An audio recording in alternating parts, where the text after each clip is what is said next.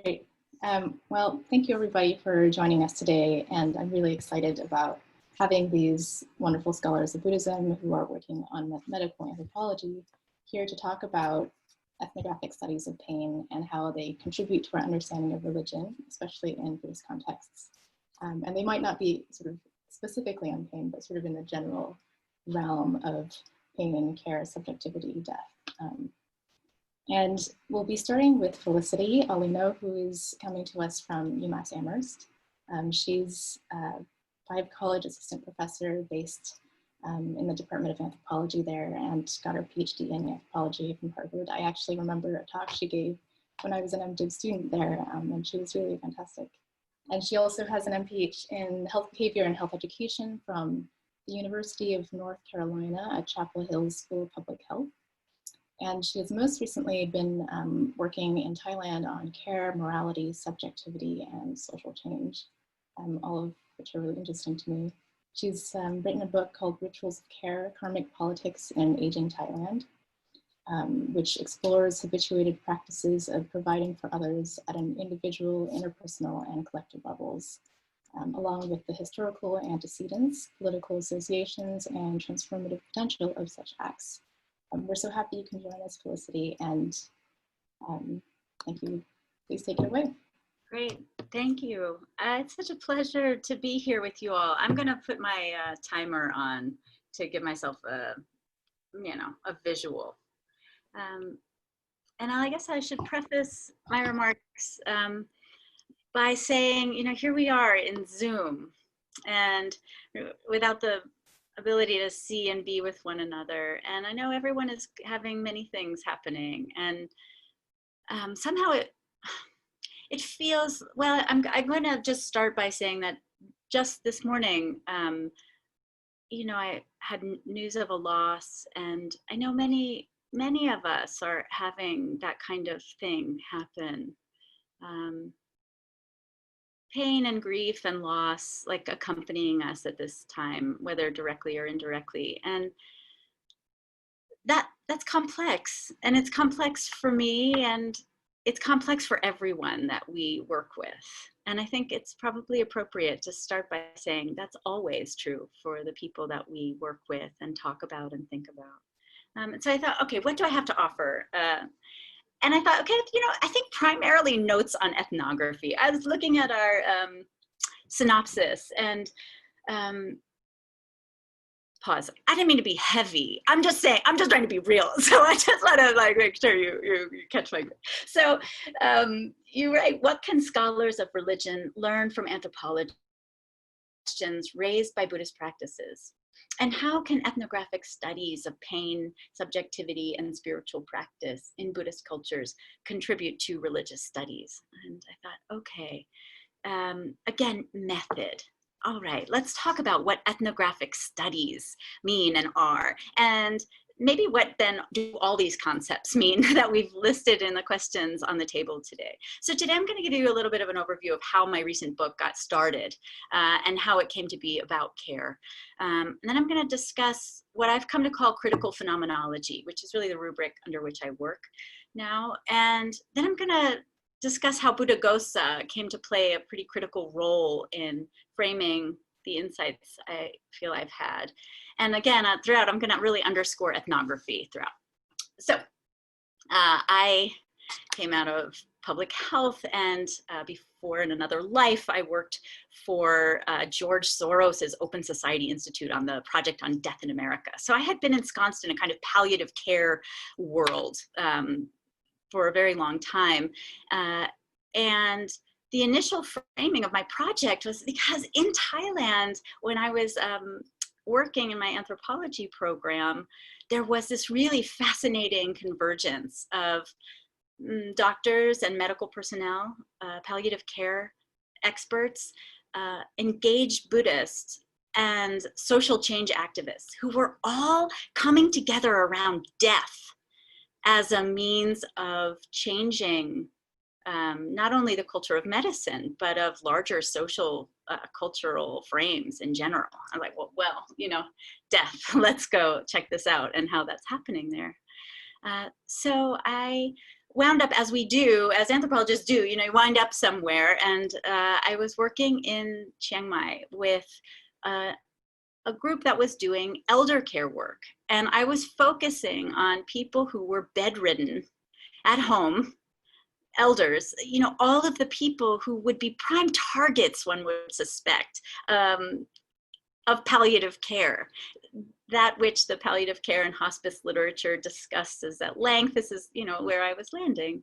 And yet, people were not using any of the frameworks that I had been reading in the Thai palliative care literature. It was like none of the questions that I thought I was coming to answer seemed to match what people were doing and saying in homes.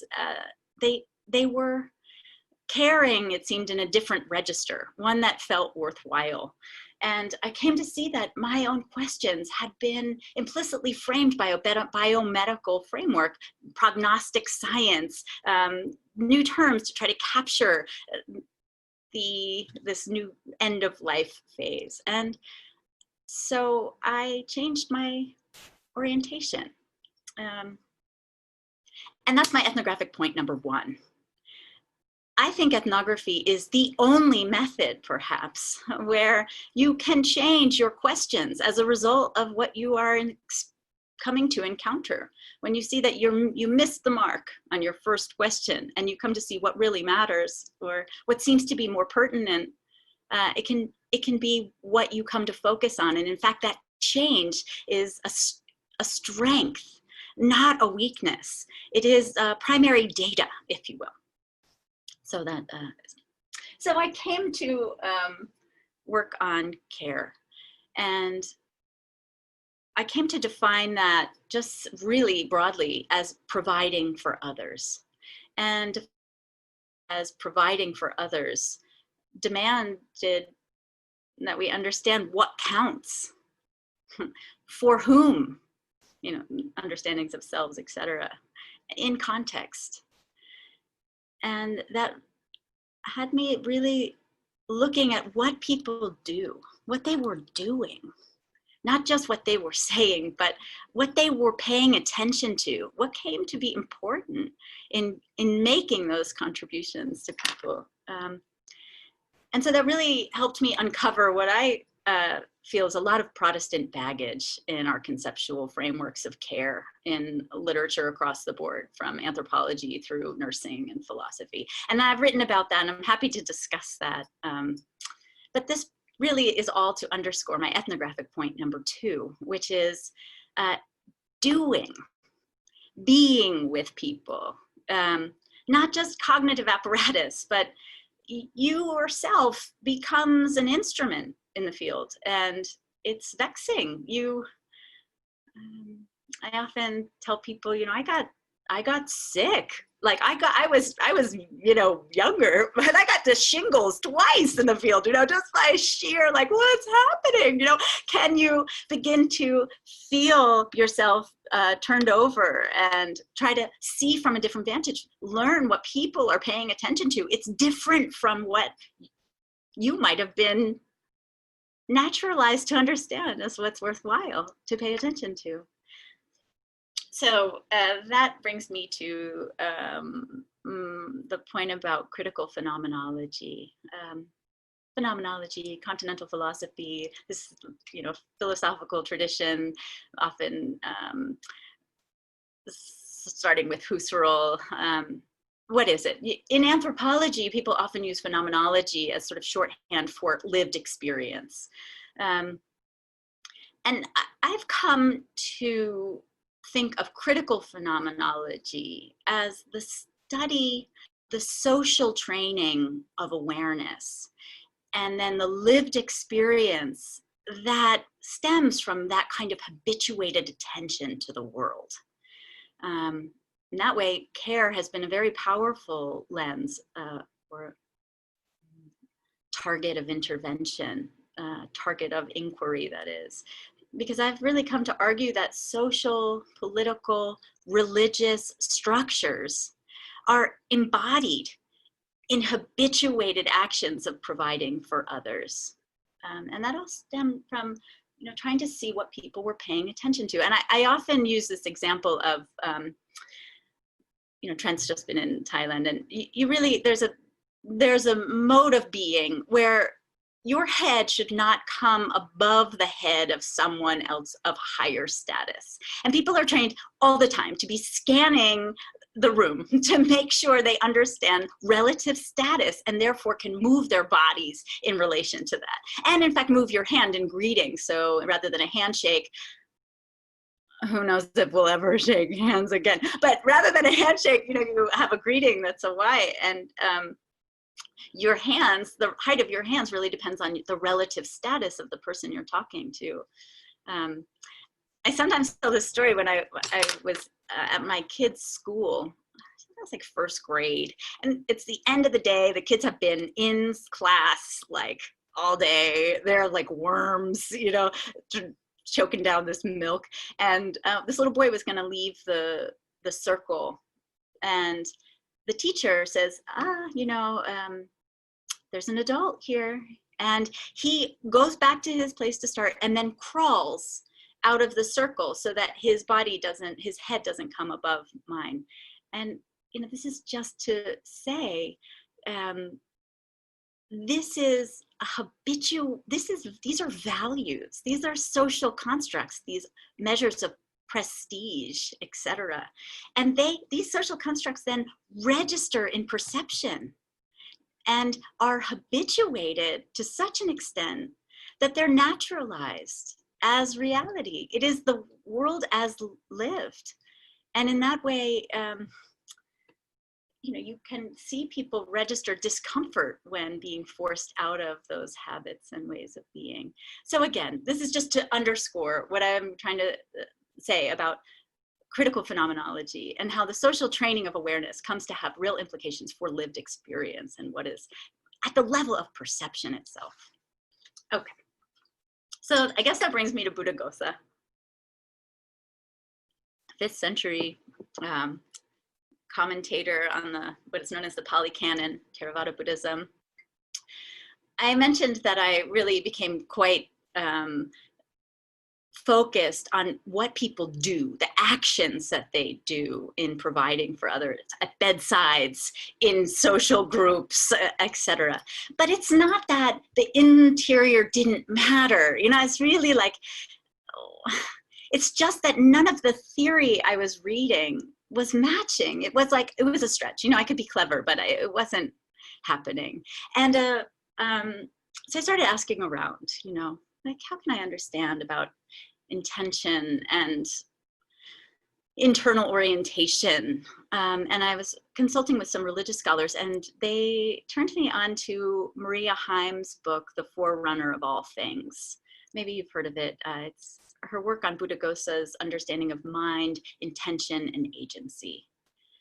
Really, she calls his work, again, it's commentaries on the whole of the Pali Canon, but in this way, I'm really focusing on the Abhidhamma, this set of texts on the mind, we may call the mind.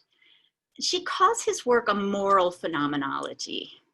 That is, she sees him thinking about the mind in terms of training of how to understand the mind for the liberation from suffering.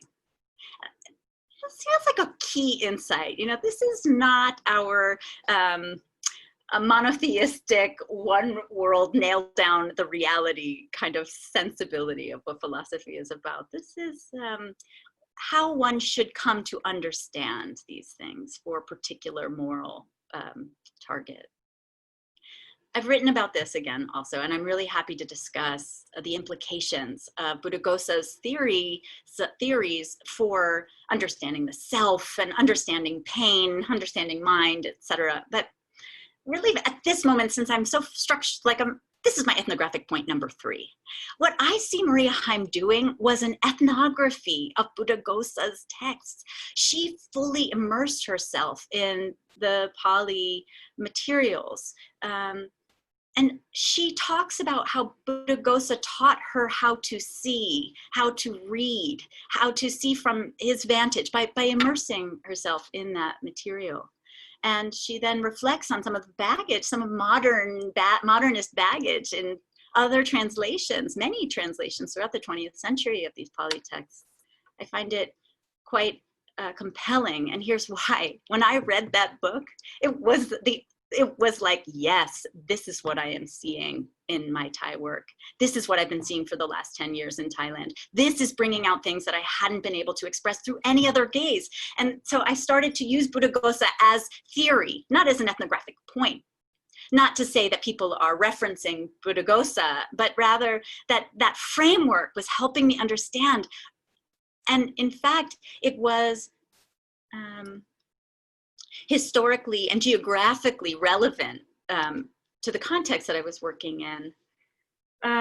So if we, and I can say more about that, but I guess what I want to underscore here is that if we want to look at pain, we want to look at Buddhism, okay, fine, great. But be prepared for those categories to perhaps not make sense anymore once you get immersed in your work, to actually hold on tightly, but let go lightly. Like indeed, you're using those things. I mean, even in a Buddhist metaphor, we could say as a raft, you know, to try to get to a new vantage. And I think that's really important. And I guess I'll just say one more thing about Buddhaghosa and my work with some concepts from the Pali texts as theory. You know, I feel like this is an ethical and a political project, really. I have a slide, when I give talks like this and I use slides, I'll often have a two-part slide. And the first slide, it has a chart. Aristotle, St. Augustine, Kant, and their time frames, you know, their dates. And then another slide that like matching Buddhaghosa, Ledi Sayadaw, I mean, like major thinkers with a huge corpus of written text that are not reached for like as readily, though people in anthropology, for instance, will talk about Aristotelian ethics or Augustinian, like they reach for these thinkers all the time. And now I guess that's what I mean. I think we must think with these philosophical schools, not to use them to maintain positional authority or superiority or as a mouthpiece for some other ideas that you've already been thinking, but rather to immerse to find a new vantage point to see how the means by which they are training their attention and their social worlds are training attention. The kinds of narratives that people are using. You know, it's not always the hero narrative. If you read a certain situation, maybe people are using a different set of narrative structures to make sense with one another. And I think all of this matters so much because, well, if 2020 teaches us anything, it really is that we need new vantage points on well-being. We can use all the help we can get. All right, over to Nancy. Yes, thank you all so much. I hope you're a little bit refreshed. And we've got our presentation number 2 with C. Julia Huang, who will be giving a talk on endearing cadavers. I'm really looking forward to it. She was until recently a professor of anthropology at National Tsinghua University in Taiwan. I've heard a lot about her because she was, I think, a visiting scholar at Stanford in the Buddhist Studies. I suppose in Buddhist Studies a few years ago. I actually just happened to miss her, but I'm hoping to kind of catch up with some of her work now. And I think she has a PowerPoint for us, so we've got, we're going to do the share screen thing. Anyway, I'm very excited. Her specialty includes religion, globalization, and gender. She's done fieldwork in Taiwan, Malaysia, the US, and also in Singapore, Vietnam, Japan, and China. I know that she's done a huge amount of work on the Taiwanese Buddhist organization, Tzu, and she's written a book called Charisma and Compassion, Zhengyan and the Buddhist Tzu Movement, which is this lay Buddhist movement that started out in Taiwan and has grown into like 10 million strong organization in the world. And she's also recently worked on a book manuscript called Religion and Charity, The Social Life of Goodness in Chinese Societies. And that is looking at religious contributions to social welfare in China, Taiwan, and Malaysia. So sort of the, Sinosphere, and is currently working on a project on Buddhism and cadaver donations for medical purposes. So we kind of get to hear a little bit about her work in medical anthropology. Thank you so much, Julia. Looking forward to hearing your talk. And thank you for, well, first for inviting me and organizing this wonderful workshop. I'm so glad, after all this logistics, and it's happening today. Yes, congratulations.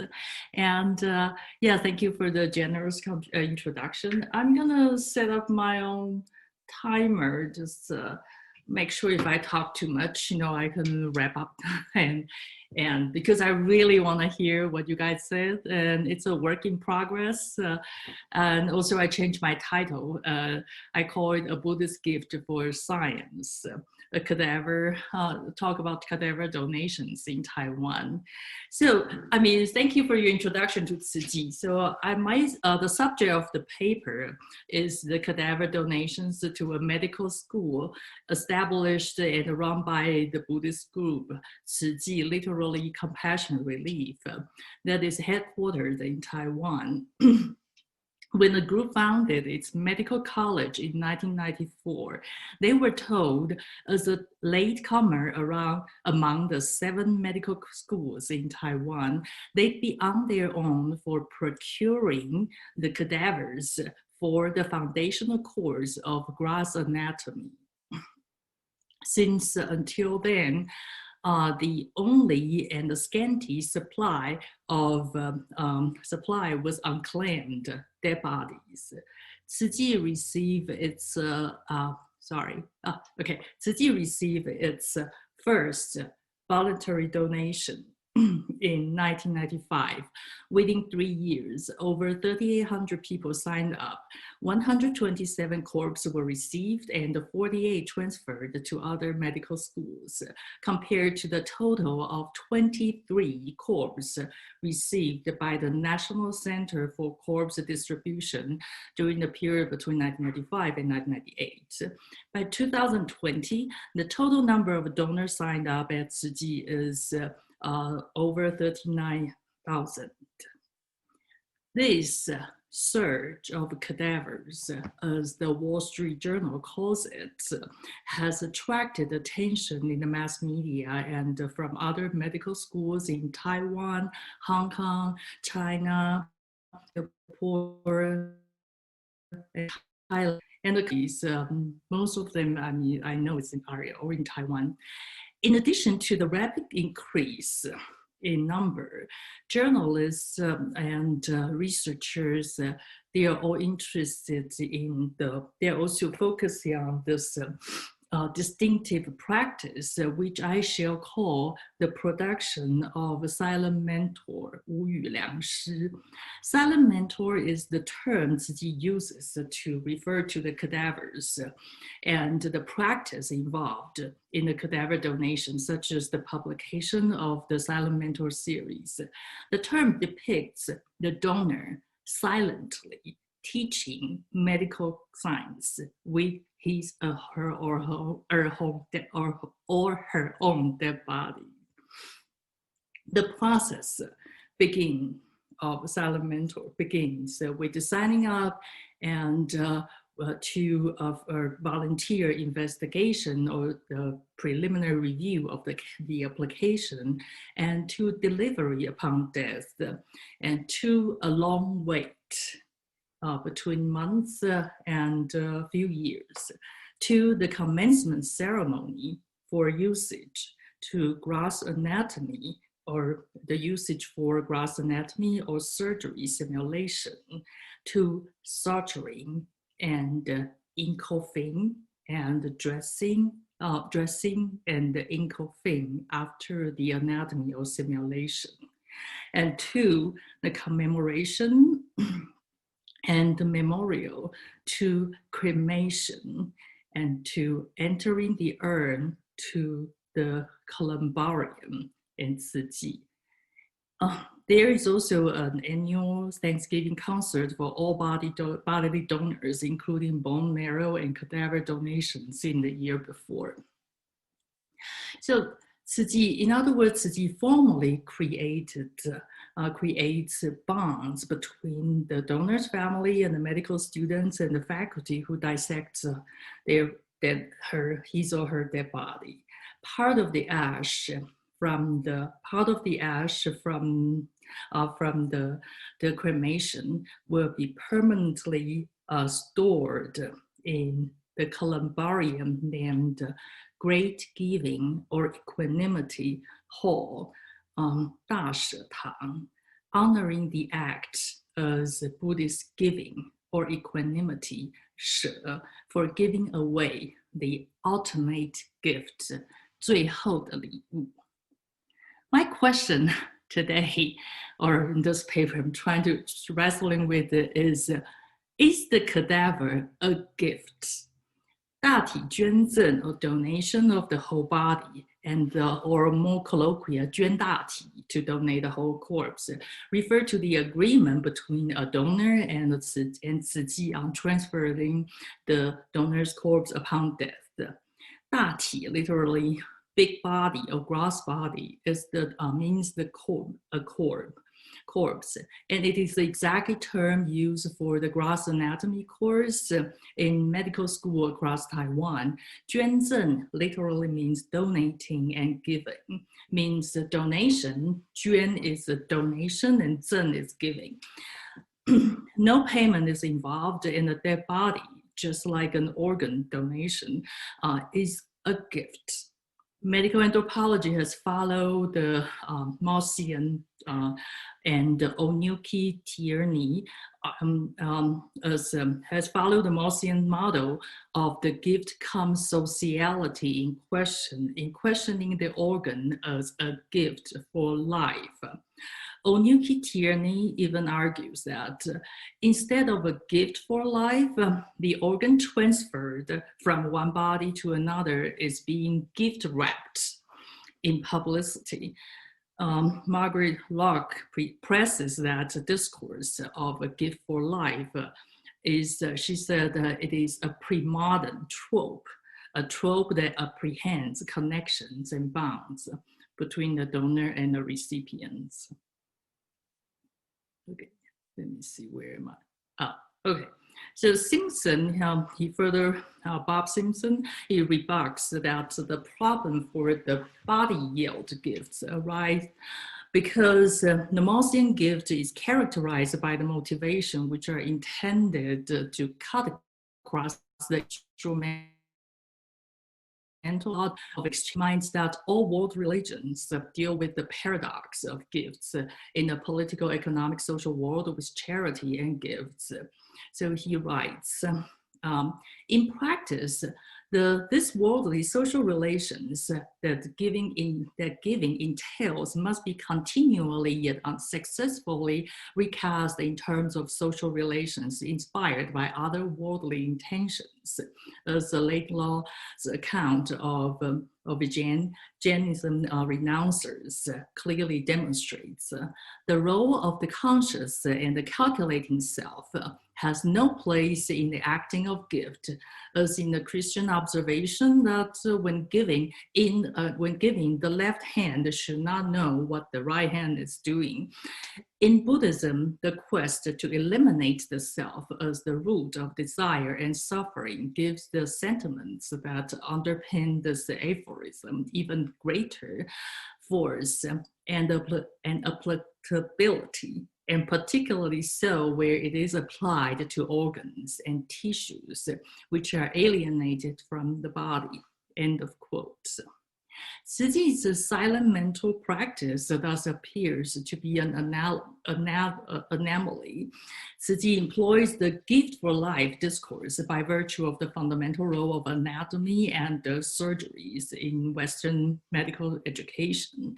It is a recurring theme in the donor's obituary and Tzu Ji's publicity that by donating one's dead body to the medical school, one bestows the expectation that the student will save other people's life when they become physicians. Indeed, the silent mentor genre fits perfectly the pre-modern trope because it not only expects it not only expects but also forges and take into an extreme personal connection and mutual responsibility between Tzu Chi and the donor's family. Tzu Chi holds a commemoration for the donor and the family. Indeed, the commemoration is so grand that it is hardly something money can buy. The family receives a gratitude plate from the hands of the president of Tzu Chi University in the ceremony. A small amount of the ashes permanently installed in the equanimity or great giving hall. However, if the Mossian this worldly model of reciprocity applies, does it mean the otherworldly intention, as Bob Simpson wrote, right? And the Buddhist quest to eliminate the self become problematic? The publications I read in my ethnography indicate that the intention of donation is predominantly this worldly, to improve medical science and practice. In other words, it's like our new book. I mean, Nancy mentioned we're working on manuscript, but it's published though. So bear with me, the book, Religion and Charity. I mean, in the book, we talk about that charity, at some point, maybe we can think out of a Moss's idea, like people doing charity by thinking about it can be unlimited goods. Like they keep doing it and then there will be more, some kind of idea of public goods and for future patients to use. But what is interesting is in Tzu Chi, I mean, from all of my field work, all the years in the field work, the belief of merits, 功德, was never mentioned, nowhere to be found in the production of Silent Mentor. The absence of the term merits is unusual because this term was commonly known as almost quintessential to Tzu Chi's do-gooder image. Well, it can be of value for believers and to be a target of condescending criticisms from non-believers and intellectuals. So I never heard 功德 at all, if you had, this is my field work. Moreover, the quest to eliminate the self seems to contradict with the embossed selfhood of the donor throughout the commemoration and ultimately the inscription in the Great Giving or Equanimity Hall. The title, Great Giving Equanimity, is unmistakably auspicious in Buddhism. The question of whether the body against the Buddhist view of the body. A dead body can be given away exactly by virtue of the Buddhist principle of non-attachment and impermanence. If the act of relinquishing the dead body is the result of the donor's detachment, is the cadaver a gift or a leftover? How is the cadaver a great giving or even equanimity in Buddhism? There are, to my knowledge, two practices in Buddhism that involve cadavers. The first one is the meditation on cadavers in Indian and Theravada traditions. I really appreciate all the Theravada Buddhologists who told me this. And according to Liz Wilson's studies of early Indian Buddhism, members of the Sangha, or the monastic order, spend time in the charnel fields of cremation ground practicing a meditation technique called the meditation on foulness, in which the meditator contemplates corpses in various stages of decay. Wilson clarifies, although cremation ground meditation as one of the contemplation of foulness is a somewhat marginal practice, Spending each night in cremation ground is one of the austerities known collectively as Dutaga. Pardon my pronunciation. Dutagang. Dead bodies, especially in the decaying process, are means for developing a sense toward impermanent things in hope for progress toward liberation. The second practice is the one involved Cadaver, is the production and worship of mummies, or what the local term should be, the emic term should be whole body relics, 全身舍利. Gilded mummies predominantly in China, Taiwan, and Vietnam, and ungilded mummies in Japan, Tibet, Mongolia, and Thailand, according to Gildo and Bingenheimer's, their study of mummies in Taiwan. The practice remains rare and marginal and outside of doctrinal framework.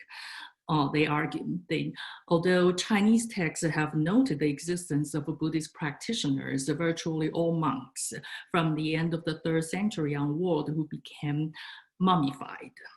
One may trace, they write, a purported connection between mummification and morality, concentration, and wisdom, the same quality that are said to imbue the more common and crystallized bone relics. The self-mummified corpse of a monk of wisdom and morality did not decay. The silent mentor is different, perhaps opposite to both of the practice in contrast to the Theravada practice. So in contrast to the Theravada practice, the silent mentors are well preserved for anatomy or simulation. Moreover, after the medical practice, each cadaver is sutured, dressed, respectfully put in its individual caskets, which then would be carried through a commemoration and cremated.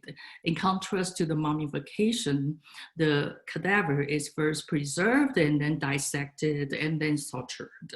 The dead body is ultimately cremated, not preserved, not mummified. So the silent mentor is neither a means for meditation nor a relic.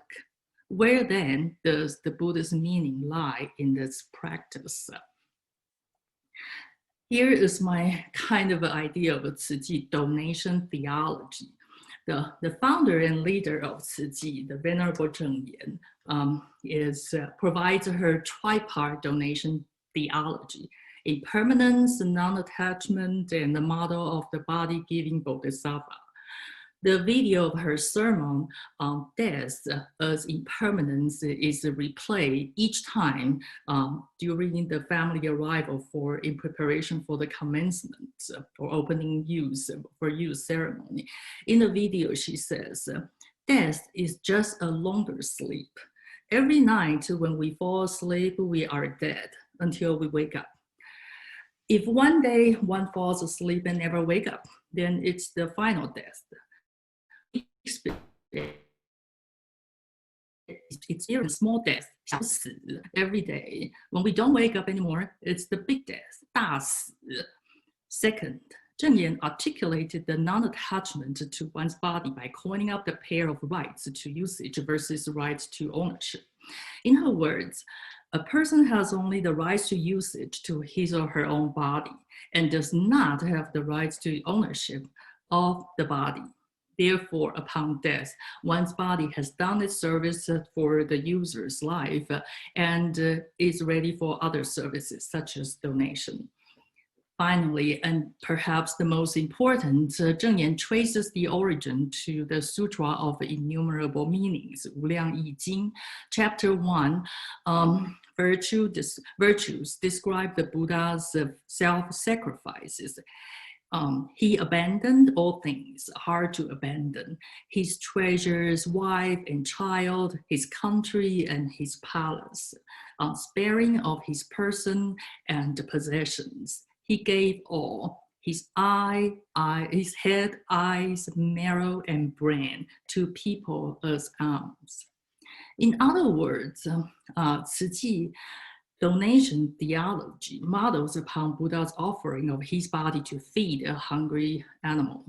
布施 generosity or giving or charity, or dana in Sanskrit is the first of the 6 perfection in the Buddhist path of cultivation, as well as the Tzuji's path.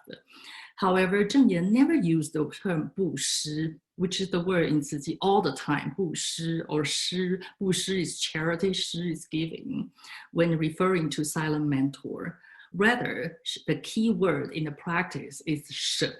She never uses 施. The Chinese character 舍 seems to have 2 meanings.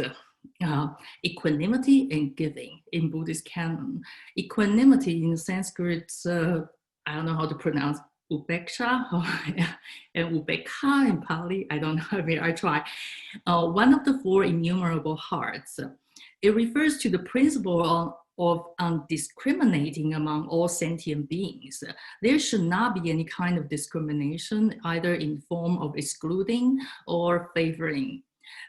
One should get rid of the hearts for relationships, pleasure and worries, and eliminate the burden from greed, hatred, and ignorance.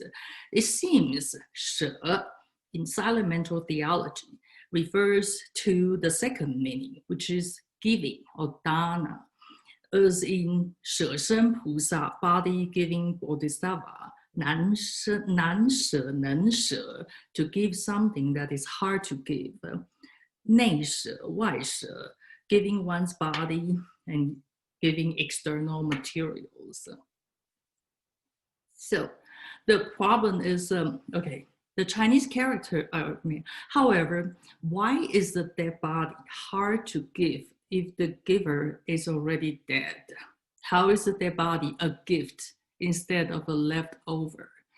Here I come to this, the importance of pain. In the context of a body giving practice, self-immolation is a highly regarded practice in Chinese Buddhism. John wrote a lot in his book about eminent monks that some of the eminent monks and nuns burn themselves and endure physical suffering for enlightenment.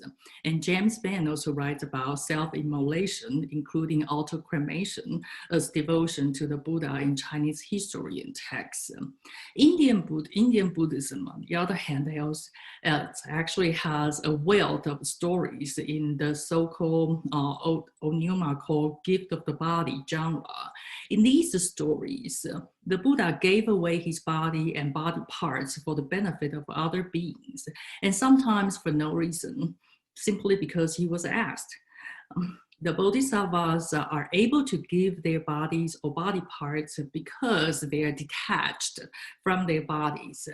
And Onuma asked, how could such a worthless entity, the body, turn out to be an object of such incalculable worth? She argues that this is where pain comes in. She said, because she read there are so many stories so elaborate about pain when they were giving. So much emphasis on bodhisattva's pain, while such stories seem to delight in long and graphic descriptions of painful acts of self-mutilation. I believe that pain within this text is far more than just a concession to the vulgar appetite for blood and gore. Instead, the bodhisattva's pain is fundamental to the transformation of his body achieved through self-sacrifice, and thus allow these stories to mediate between the ordinary, worthless body and the glorified ideal form. The problem with the advanced bodhisattva who carries out the act of self-mutilation in a yogic state of samadhi sees the entire act as an illusory performance and feels no pain, is that within such a case, no transformation is involved, and thus no link between the ordinary body and the ideal. It is only pain that can bridge these two conceptions and thus allow these stories to balance several different lines of thinking about the body. End of quote. In his study of organ and tissues donation in Sri Lanka, Bob Simpson also finds the importance of pain. In light of the Buddhist donation theology, organ donations such as corneas are oversupplied in Sri Lanka. But there is one donation that's constantly in short supply: semen. Simpson's ethnography suggests that it is the absence of pain or suffering in the process of donation that motivate people from donating semen. The problem is, even Zheng Yan herself agrees that one does not feel pain after death. In her response to a follower's question about organ donation, she said, if one has the giving heart of Bodhisattva, one would not feel any hatred, even if one is still breathing while being dissected, let alone when one no longer breathes. Quote, how then can we find the transformer pain, for turning the cadavers into the ideal form and turning them into bodhisattva? Here, from my ethnographies, I think that the answer might be two. One of the source of pain is the cut. I mean, in the beginning of my, here is of my research that I often hear they describe like 10,000, 1,000, 千刀万剐, 1,000 cuts and 10,000 scrape. And one of the most widely circulated video was a donor when he was still alive. And he filmed when he said this, he said, the day your knife cut on my skin is when my heart's wishes finally come true. So it's so much emphasis on the cut. And I was so curious, I just don't know what it, and even one of the student performance, the sign language song, they were like even acting like they were cutting and cutting and cutting the body. In my more recent field work, I heard they said the volunteer told the student, they said they wanted to stop performing the song because some family objected. And I didn't, until later I learned that there's also one woman, like she said, after her father-in-law became a silent mentor, she received criticism from neighbors, and they asked her, how much money did Tzu Chi pay you? That what kind of daughter-in-law are you that you will let your father-in-law be 1,000 cuts, cut by 1,000 steps over there? And so it is, later I learned it's actually in historian study, this is about somatic integrity, because in Chinese history, that one of the things about the most, the hardest punishment for the criminal is not beheaded,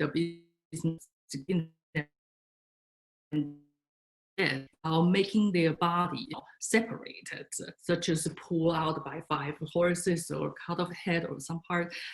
And so that's the one way to pollute their somatic integrity, and also preventing them, not letting, polluting their somatic integrity. So it's violated. And so, this is why, so when the family and when the image of the cadaver is being cut, family will feel the pain, and the onlooker can feel the pain, because as all medical anthropologists says, pain is heavily culturally embedded. And the second source of pain is time. That is like Locke's books about the book title for organ donation. The cadaver, in a way, they are twice dead. They were, here I give you two, I mean, there are twice that. One is they usually would have a smaller, they said, a basic funeral at home upon this. And then and then once it's delivered to the university, and then they will wait for everything whole complete, and the commemoration and the procession will be their formal funeral. And in between is the most critical point. It's called reviewing the body, reviewing the face for the last time, in a kind of a form like you see in CSI, the family go to identify a body, and then they would and then they would just unveil the face and see if it's their family. And this is in one of the so during this ceremony, that one time, this ceremony, so the opening for use, it's always led by the monastics. And it starts early in the morning around 6:30. And then each family member was stop at their assigned table where their silent mentor, their family member, the donor is. And when all stood still and solemnly, the MC ordered everyone to bow to the cadaver 3 times and announced, "View the face for the last time, 见大体老师最后一面," which is to reveal the face of the cadaver before the simulation surgery experiments. Mrs. Tsai, a woman with gray and curly hair at her age of 60s, who had been the most cheerful and gregarious since she arrived at the medical college the day before, suddenly burst out crying and was unable to stop. Her shivering voice broke through the serious and the cold atmosphere of the surgery room. The ritual proceeded while 2 middle-aged women in volunteer dresses came over to hug Mrs. Tsai and pat her backs. Her crying turned from screaming to sobbing and gasping while mumbling in Minnan, Hokkaidanese, to the corpse and her husband. 你是我的阿弥陀佛, you were my Maitreya. The 2 students around her appeared to be struggling to remain calm while chanting the Buddhist vow.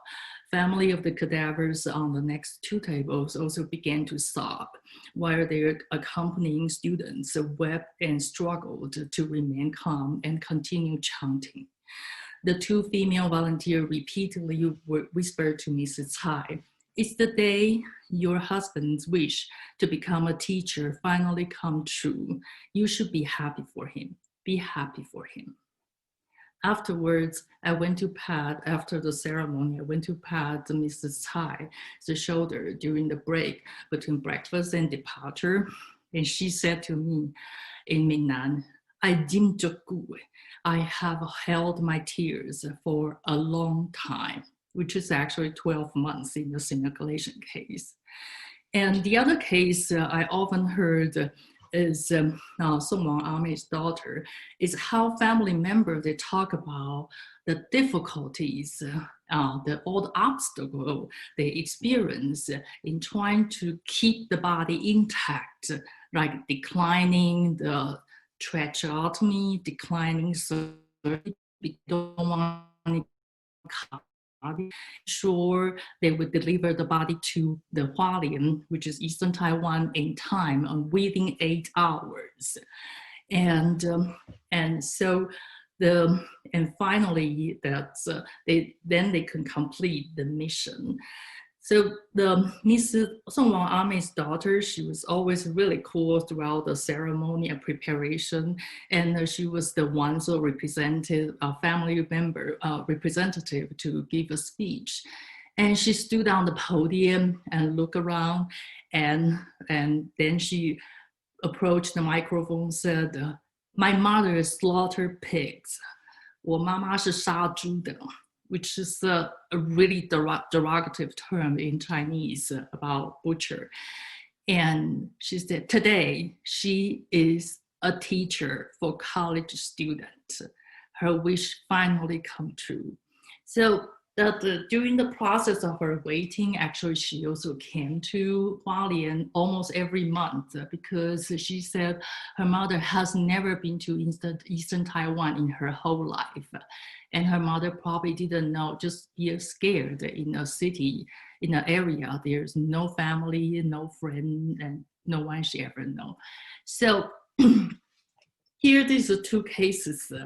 My point is, I think, the whole process of transforming the body, cadaver, from a leftover to both body-giving bodhisattva, and as a model of equanimity or as dana, is based on this pain they experience by the family.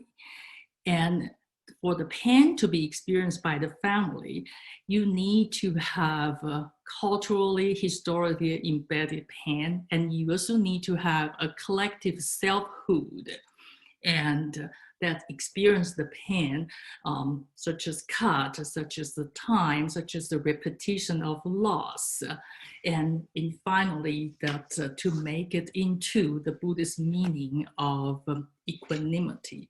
So my conclusion, if there is a conclusion, is I think the cadaver, is a gift because the circular. Should yes. be wrapping up now. Okay. Yeah. Okay. I think the body, their body turns from worthless to an ideal form because of the transformation through pain. The pain comes from prolonged and repeated loss and the culturally embedded pain of a somatic integrity, all experienced by the family. The giving and the pain complete the donation to science, and through ritual process of rite of passage, eventually earn the sanctification of the dead body and the act of giving in Buddhism.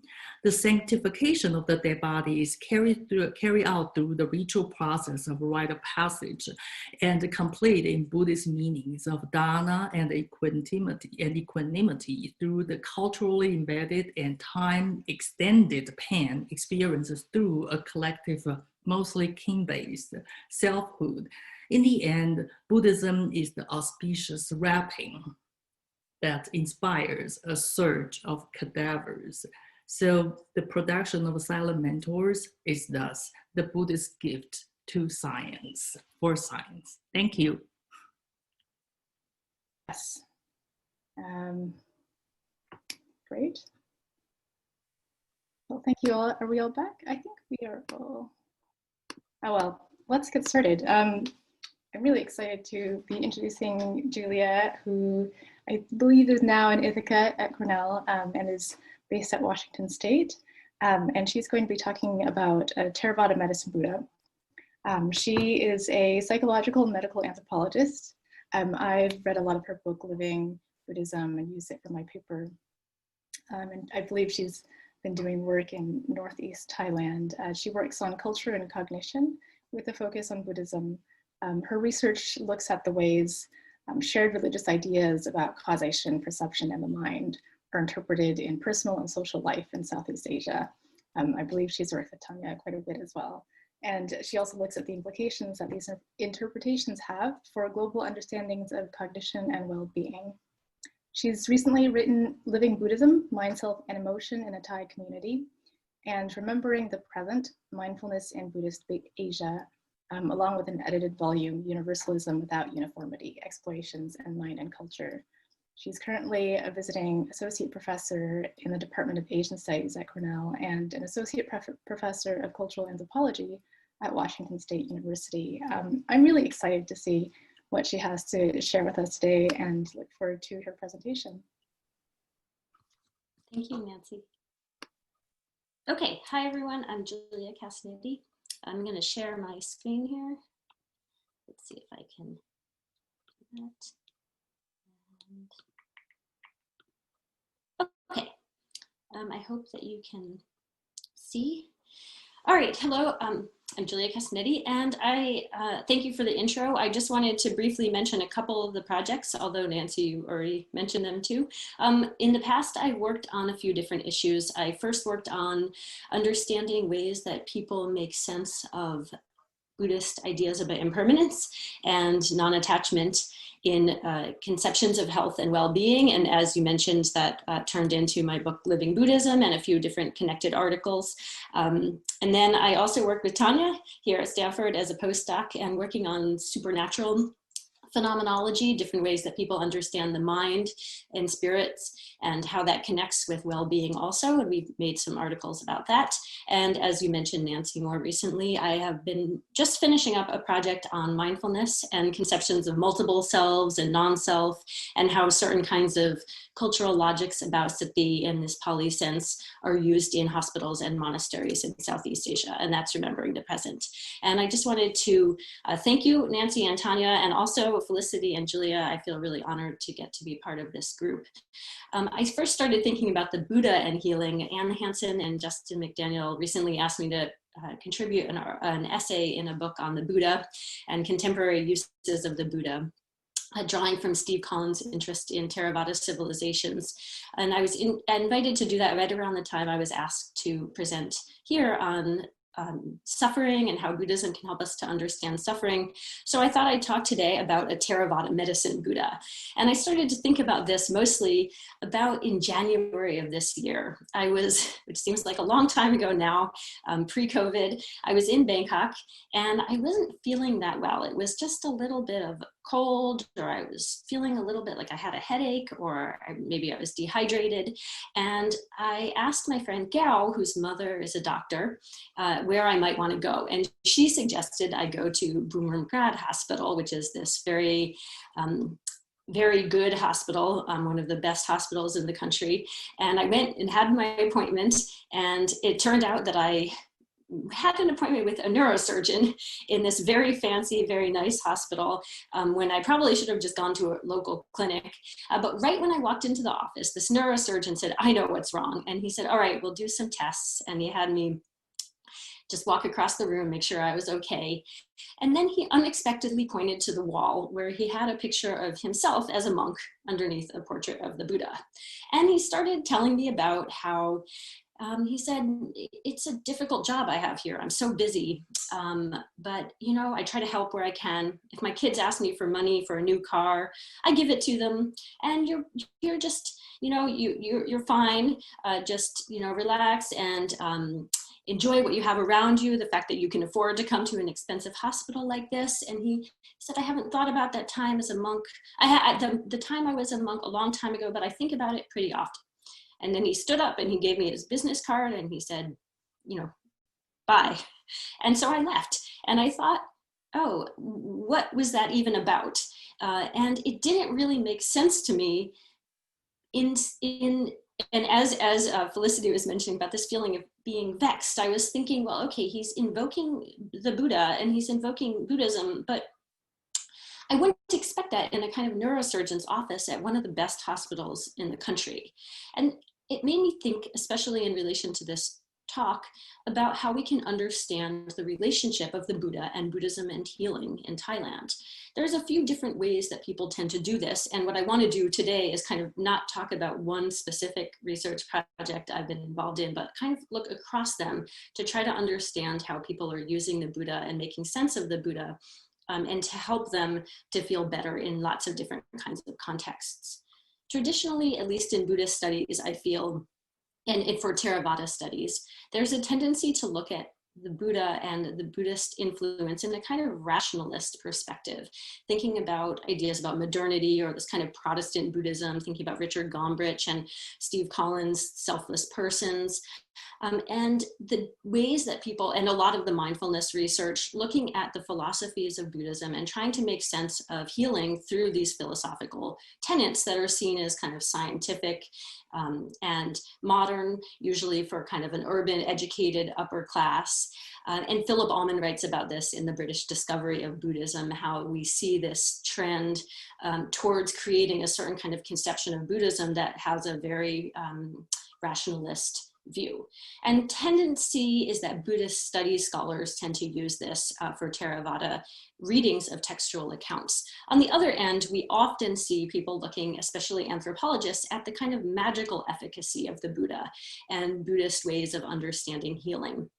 looking at the kinds of chants, amulets, the kinds of ideas of basically action at a distance. And anthropologists like Stanley Tambaya in the spirit cults of Northeast Thailand, or Justin McDaniels, the lovelorn ghost and the magical monk, tend to view this kind of way of thinking about cultural practices. Of course, this isn't everybody. I think Felicity did such a nice job drawing from a textual reading to make sense of practice and embodied practice.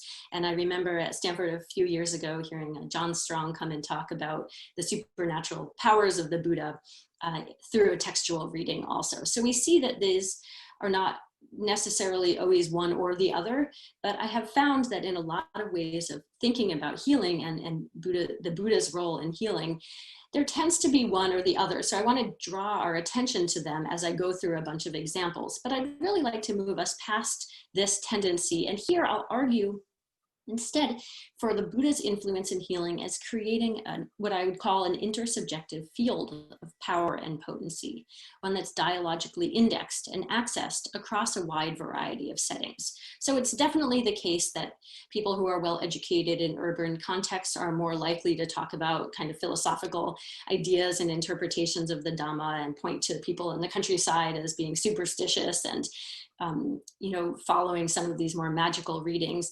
But it's also the case, I think, that there's something that's going across these. And so what I want to do today is think about how we could potentially tongue-in-cheek think about a medicine Buddha in a Theravada context. And we know that there isn't a really codified representation of the medicine Buddha in a lot of Southeast Asian settings, although I did come across a few. We see the medicine Buddha in the Venerable Bhikkhuni Dhammananda's monastery.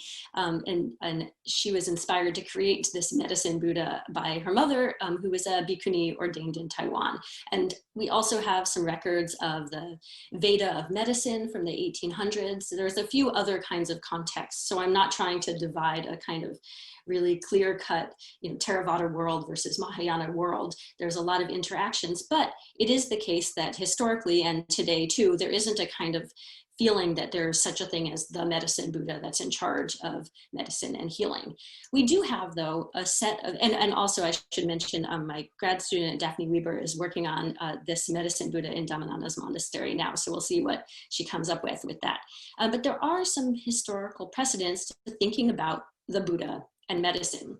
Probably most famously, we have from the Majjhima Nikaya, we have this idea of the Buddha as a doctor who is prescribing some cure after somebody has been poisoned by an arrow.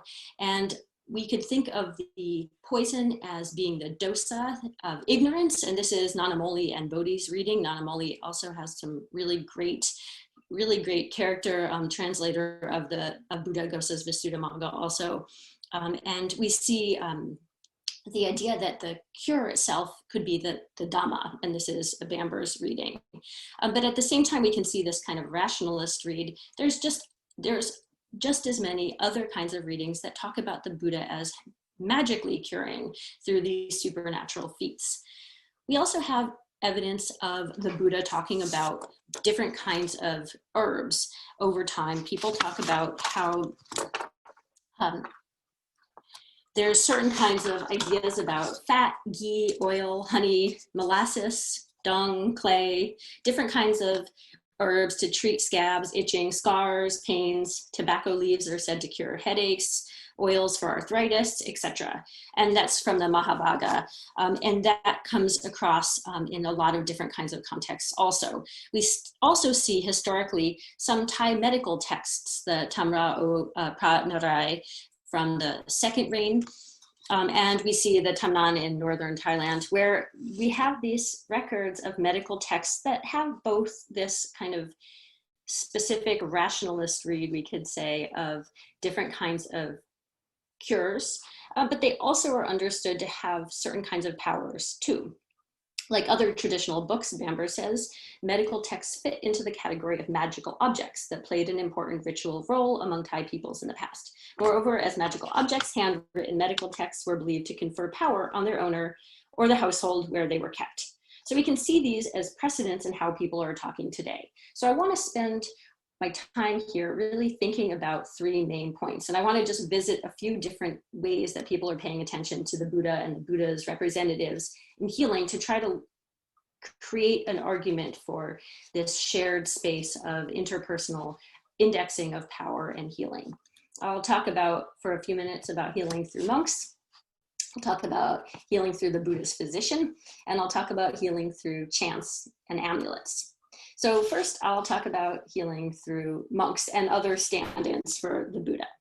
There's not a lot of people I know in Thailand that go to monks to be cured of medical problems. When my friend Sen, that I write about in Living Buddhism, was sick, his sister and I went to a monk and made a donation, tambun for merit, and that was said to help him, but there isn't as much attention paid to direct medical purposes. I think people will say, well, back in the day, historically, definitely there was a tendency for not just the Buddha, but also monks to tend to the sick, to know what, how to mix medicines and thinking about how to talk about the Dhamma. But the role of monks as curers kind of became controversial during the reign of Rama I. There was an idea to discourage monks from becoming masseurs or herbalists. And then, of course, in the reign of King Mongkut and the reformist era, medical practices by monks were basically attacked as a broad attempt to remove monks from being involved in lay or secular life. Even though at the same time, people would argue that at the Buddha's time, monks were renowned for their itti or mystical powers. And it was also said that the Buddha frequently forbade their use. And this is Gosling and Tembaya and Strong. And there are all these debates thinking about whether it's okay or not okay for monks to be involved in curing. But there is, over time, a lot of very renowned monks that have been said to have powers to cure people. We have Ajahn Sawai, an expert in herbal medicines, counteracting black magic. This is Kamala Tiavanich Reed. We have Luang Pa To, who is known to have magically healed soldiers' gunshots wounds. This is Justin McDaniel, and other kinds of Prakechi Ajahn, monks with magical powers, who are said to be able to cure patients with sacred spells and herbs. Luang Pa Pan, for example, would cast magical incantations to cure ill people and help people in trouble in a manner said to be analogous with the Buddha's association with the low and the lowborn and the disadvantaged, or other kinds of feats that were all said to draw from the Buddha's attainment of these spiritual powers. There's still some Sayasat monks, monks that have these kinds of magical powers. Gosling reports coming across one that used magical words to kick out the sickness that's caused by the spirits. In the 80s, there was a move to create, I think by the British Academy, to create a kind of a cohort of monks to go out to the countryside where there wasn't biomedical doctors or traditional Thai doctors. Some monks are trained in things like mindfulness-based cognitive behavioral therapy. When I was working at some hospitals in Chiang Mai, there were programs to bring monks into the hospitals.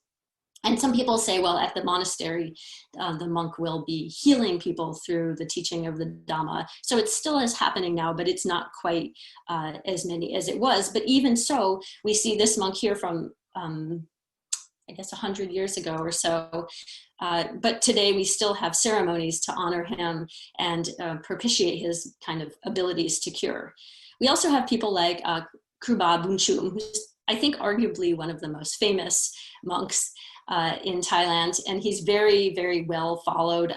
Ampon Juritikorn argues about how he's followed by both upper class and lower class for lots of different kinds of reasons.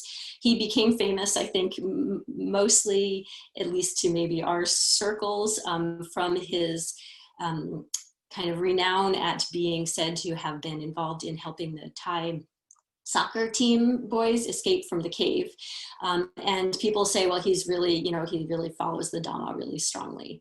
And we can see here how it's both this kind of rationalist read saying, well, people are following the Dhamma, and this kind of supernaturalist, magical read of being able to create kind of this action at the distance to create efficacy. But through that, there's also this sense of this shared interpersonal space where kind of accessing or indexing or referencing these powers are able to help people to be healed.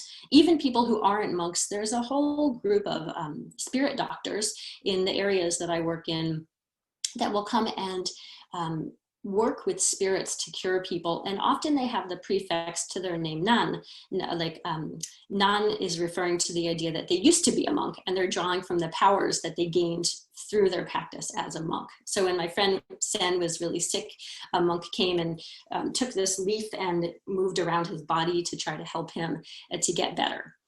We also see healing through the Buddhist physician, who has lots of different kinds of pronunciations, but Jivaka and Pali, Prachiwakgoman.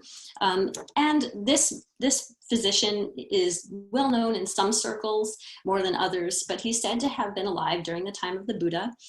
He was able to cure people. He provided medical care to the Buddha for free, it said, and he donated his mango grove to the community. And today we see statues of this Prachiwakgoman throughout Thailand, here in Isan, and we also see it at Wat Phra Kaew, probably the most famous monastery in Thailand, next to the Grand Palace. We see images of him in spirit houses, and also in front of a lot of the Thai traditional herbal medical centers.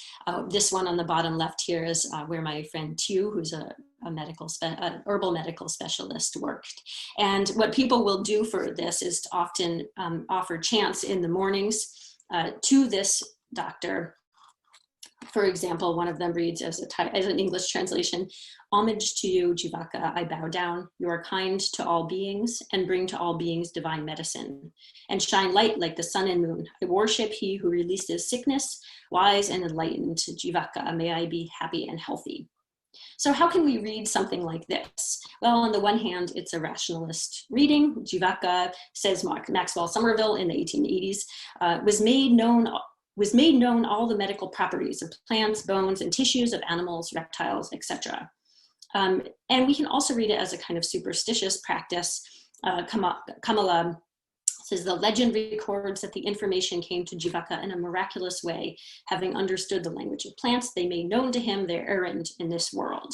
Anthony Irwin tells us about a statue of Jivaka, I think around near Bangkok, where the Jivaka's spirit seeks out his disciple and manifests in physical form, even as the statue is made at this time of Buddhist modernism. Irwin reminds us that, quote, the modern world is, for many of us, still an enchanted one. So we're seeing this kind of rationalist and magical interrelationship, but I think a lot of it, at least it seems like the power is coming in part from this recognition of this teacher and this shared knowledge between people. My friend Tiu, when I was still in Chiang Mai before I went down to Bangkok and saw this neurosurgeon, he gave me some pills and just to help me, and he said, these are Yasamun Pride, just herbal medicines. I gave them to the neurosurgeon and said, what do you think of this? And the guy, shrugged and laughed, said, sure, why not? So there's lots of different reads of these different strategies, but I think there's this shared sense that it could help. We also find healing through chants and amulets. In Thailand, people chant all the time. People are chanting often before they go to sleep, definitely in monasteries. It's one of the most common practices in Buddhist practice. In Shan communities in northern Thailand, healers chant to access the kung of the Buddhas from the Pali guna, paired with buna to mean a kind of spiritually powerful beneficence. That's from Davis. Like protective tattoos, Nicola Tannenbaum writes, these chants are likened to the shade provided by trees, hats, and umbrellas, offering protective barriers and keeping the reciter and those around them healthy and free from danger. The verses of the victor's armor is also a very extremely common chant, common protective chant in Thailand. It's often cited as honoring Jivaka, and it's found throughout the country. Basically, the chant reads something like in English, verily, in the end, I am completely well sheltered, well protected. Whatever misfortune arises is conquered by the power of the conqueror. The horde of unworthy ones is conquered by the power of the Dhamma. I move about freely in the armor of the conqueror, guarded by the power of the true Dhamma. And the Dhamma here is that which encompasses, empowers a cage or armor and protects the practitioner. Justin McDaniel writes about how there's even a health club in this wealthy neighborhood in Bangkok where it's said that the verses of the victor's armor can help one to cure cancer. It's kind of unleashing the power of the text in these kinds of settings. My host mother in northern Thailand, Mae Dang, she would tell me about how she often meditates by reciting Putto, breathing in and breathing out and saying the name of the Buddha. And she said, well, I do this because it reminds me of the Buddha. And it was, kind of left as obvious and unsaid that would then help her and help her overall mentally and from, in lots of different kinds of settings. So if she didn't feel well or she had a cold, she would recite Putto. This is tied to this kind of anapanasati, or a mindfulness of the breath. And in that sense, it gets read often as this kind of rationalist way of thinking about the Dhamma and in terms of kinds of meditative techniques. But Andrew Skillen, Kate Crosby, Pew Pew Kra also talk about this term of Putto from the sense of Boran Gamatan, or old techniques of medicine tied to these healing wind-related illnesses and the kinds of efficacy that can come from saying these kinds of chants. It helps to build mental vigor and all these kinds of different benefits from it. We also see a lot of healing coming through amulets. Amulets are very popular in Thailand, incredibly popular, in large part because of the powerful fields of merit that are distributed by the monks who are said to bless them. And then, as Tambaya says, transfer the miraculous power from the miraculous monks to whatever it is they made. And Tannenbaum talks about how the amulets empowered by forest monks who practice meditation and strictly follow the monastic precepts have great power, contributing to what Hirachana refers to as the mystical power found in the cult of amulets. And so there's this sense that because of practicing this Dhamma, and there are certain kinds of powers that are bestowed on it, and then these can be shared. From my experience, I come across amulets most through what is called Yorei, which is actually a Japanese kind of Buddhism that my friend Sen's parents practice. And what this is holding an amulet of the Buddha around one's neck, holding out the hand, and it's said that the healing power of the Buddha is transferred through the hand to the person in front of you. I think there's about 16,000 or 17,000 people in Thailand now that follow this tradition, and they've done this to me every single time I visit. But it's very common, and this is said to be not from the Buddha's biography in his past, but from Maitreya, or the future Buddha, which when I asked friends there, I said, but that's going to happen in the future, right? And they said, oh, no, Maitreya is here right now. And so we see this kind of healing power that is accessed through this interpersonal kind of space, or this repertoire of understanding this kind of field of power and protection. So I think that we could think about these as a way to understand the Buddha's role in healing as creating this intersubjective field of power and potency, and that can help us to understand religion and medicine more broadly in Southeast Asia. I mentioned just a few of the many forms of that the Buddha is represented as reminding people to teach. People reminding people through his teaching and offering aid as a field of power. There's lots more too. Statues are said to be animated. Don Swearer talks about that. Hafton House near relics that are seen to continue the Buddha's life. Julian Schrober talks about how iconic veneration of an absent Buddha allows a community to participate in his continued biography. This presence is part of a healing power at hand when people see the Buddha image in a range of settings, in hospitals, in houses, in monasteries. It's also true for the case in movies, books, murals, paintings, lots of different kinds of popular and not just religious, but just kind of common everyday references to the Buddha and the Buddha's life.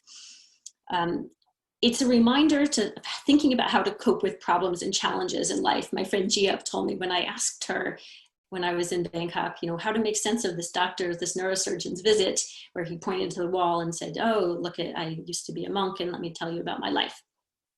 Jiep said, the teaching is the truth, and the way to solve problems is to follow the Buddha's way and act by being kind and peaceful. Once you have a good attitude and a kind heart, you can use those stories of the Buddha as a guide to lead you to solve problems. Once you do this, you gain barami, a kind of a charisma, and can support others mentally, physically, or economically. In gesturing to his past as a monk and telling me about his family, the doctor at Buddhaghosa Hospital may have been filling time chatting amiably with somebody who really didn't need the services of a neurosurgeon, but I think he was also confident that his discussion would help me feel better, and it did. By raising the specter of the Buddha as a healer, he evoked a healing power himself. As Sripan Periwachana points out, the life story of the human being becomes, quote, symbolically and semantically related to the classical conventional hagiographies of the Buddha and exemplary Buddhist saints. The doctor and myself, by extension, was being drawn into this narrative of healing that transcends both the mundane and the profound and the profane and creates a socially cohesive account of wellness. It provides a shared sense of meaning, a reminder of what is familiar and important. It's one that creates potency through the powers accumulated through the practice. I think this allows us to see this interpersonal aspect of healing in the Buddhist context a little bit more clearly, and what it does when people are indexing this shared repertoire of knowledge. And I just wanted to note here before I end, just to wrap up, in the middle here, there's a picture of Kuba Bumchum in this bracelets that people in northern Thailand have been wearing a lot lately to kind of point to his following. And I was recently, when I was in Thailand, I guess 8 months ago now, in December and January, I was at a motorcycle repair shop, and my motorcycle was broken and I was getting it fixed, and this military type officer walks up to me, and I immediately started to get nervous because my motorcycle may have been a little bit out of date in all its paperwork, and I just felt a little bit on edge. And he said, "What are you doing here?" And I told him I study Buddhism, and he said, you know, what do you do? And I said, well, for example, I really like Kruba Bunchung, and he just seems so interesting. And I said, look at, you know, and I rolled up my sleeve and I showed him this bracelet, and I said, oh, you know, I wear this. And he looked at me and he laughed, and he immediately pulled up his sleeve and he showed me the exact same bracelet. And he continued to talk to me about, you know, he said, this guy Bunchung is just the real deal. He has these powers. He's able to heal people. He's been practicing the Dhamma. He's been living in the caves. And I just thought it was a nice reminder to me, and I want to kind of draw our attention to it here, of this kind of really this interpersonal social space that gets created through these shared references. And just as a very final point here, and this is on the right, is a picture of in Burma. Early on in the COVID days, I remember reading a kind of sensationalized account where somebody in Myanmar, a monk, said, oh, we don't have COVID here because we have the protection of the Buddha. And I remember reading that and hearing the kind of commentary about it as this kind of exoticized other, you know, this kind of superstitious, these people from this other place that, you know, they think that the Buddha is going to come in and save them. And I hope that what I've been talking about today and kind of drawing our attention to this shared space helps us to understand that it's not just this kind of rationalist, Dhammic, philosophical read, nor is it this kind of magical, superstitious feel of this efficacy from this invisible power, but rather there's this feeling that through this shared understanding of practice, people will be able to feel better. So that's what I would like to leave us with here, and potentially be called, maybe cheekily called, a Theravada medicine Buddha. Thank you.